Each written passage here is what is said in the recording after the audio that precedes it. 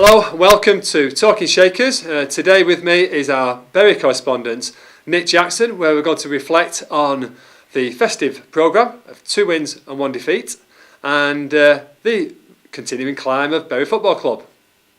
Well, Nick, the mighty Shakers are shaking everybody up at the moment, aren't they? Yeah. 2 wins out of 3 over the festive period, and the climb just keeps going on. I mean, Walsall, bit of an ugly win, which I think Richie Barker was looking for. Indeed, he was. Although they're a good team to watch, they play good football. Like a lot of the hallmark of a successful team is often when they can win ugly, shall we say? Yeah, yes. And that's precisely what they did on Monday. Yeah. And although it wasn't pretty in the second half, particularly when they were fighting a rearguard action against a Walsall team that didn't want to get beat, they dug in. They got 3 points. You know. Yeah, they don't seem to be short of firepower, are they? Do it. David Amu, I come in after a game, and there's always a picture of David Amu celebrating.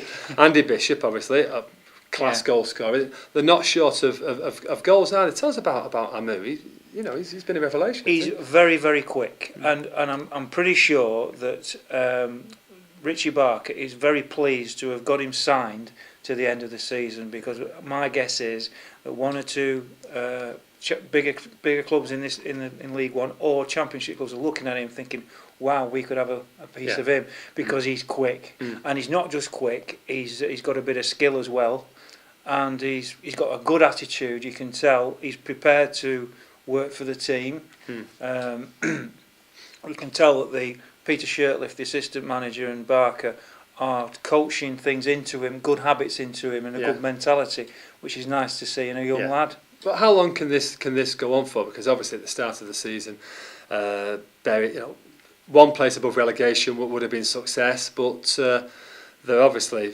pulling up trees compared to that. How long can do you think you've seen them for the last 2-3 months? How long do you think there's a feel-good factor around the squad? They've got a young manager who is is obviously succeeding in motivating them. They've got a very good spirit, and when you've got that situation at a football club and you've got good young players who are prepared to pull together, the sky's the limit, in my opinion. Yeah. They're 4 points off the playoffs. They're in 9th position. And they've got a week off now. They're in Gibraltar now as we speak, and they're having some training. Looking for some. Yeah, it is all right.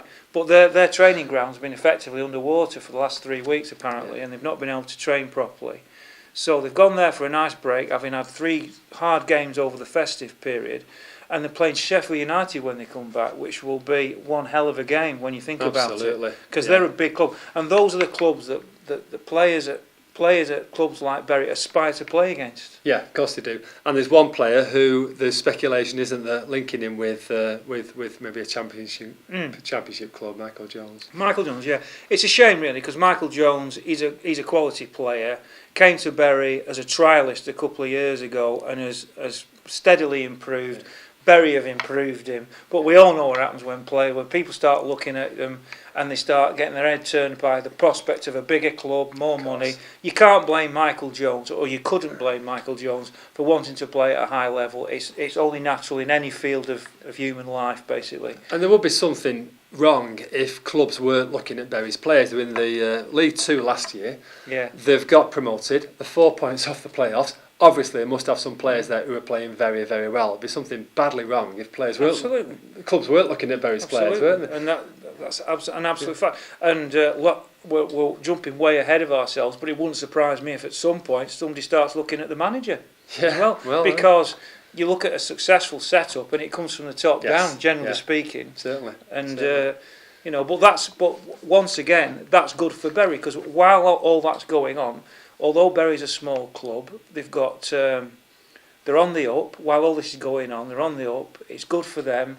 and the fans are loving it. Yeah, decent crowd there at Gigg Lane the other day. Everything's relative, obviously, but for Bury, decent crowd that. But the away crowds, nearly 1,000, both Tranmere and at Scunthorpe, which I'm delighted that the manager said about the ratio of home to away fans for Bury, because I've been banging on about it for 20 years. It's an absolute phenomenon. Yeah. It'd be like Bolton Wanderers taking 10,000 fans away from home. It's remarkable, isn't it? Yeah. That both can take so many. And do you know what? They don't half make a noise when they get there as well. They represent the club.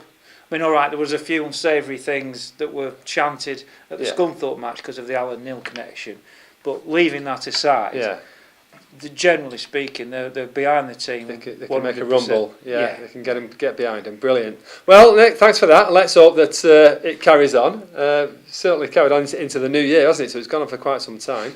Yeah. So let's hope for another good result next time out. Indeed. Cheers. Thank you.